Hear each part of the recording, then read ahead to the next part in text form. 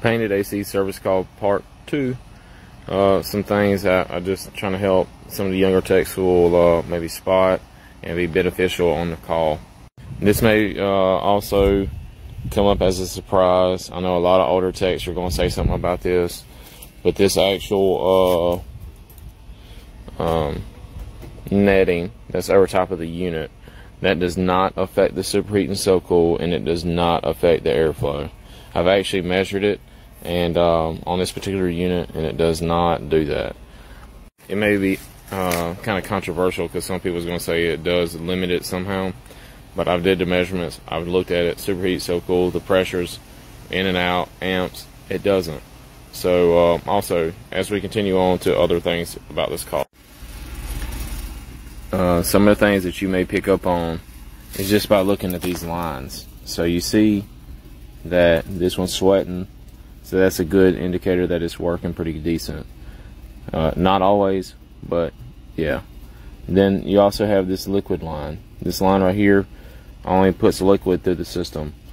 Sometimes you'll actually see a sight glass installed on it. If you look in the sight glass and you see anything other than liquid shooting across there, you see bubbles, anything like that, you'll know that you have a leak in the system, because liquid is supposed to be right here, no bubbles whatsoever. This is a filter dryer, this can looking thing. Some people will say that it's supposed to be on the inside. I will agree with that. You'll also need to see that if this is a heat pump, you'll have generally right here, you'll have an arrow that's pointing both ways, and if it's a regular unit, you'll have an arrow pointing toward your wall, and that is to help remove moisture from the system. And anytime that you open the system up, whether you're changing a coil, whether you're pulling and cleaning a coil, you're supposed to change the filter dryer. I also want to point out that this is a double pole contactor. I was talking about it's a little bit more safe because on this side up here, if the switch isn't engaged, there's no power, even though the capacitor could have a charge.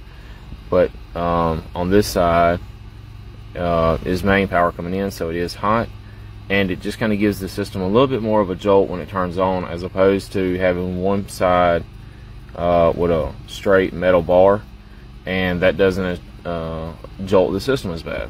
Once you take off this cover, you'll be able to see behind this. This is your reversing valve. As you can see, where it was sweating at before, you can see that the cool gas comes back, goes through here, and then goes back to the compressor. Part 3 coming.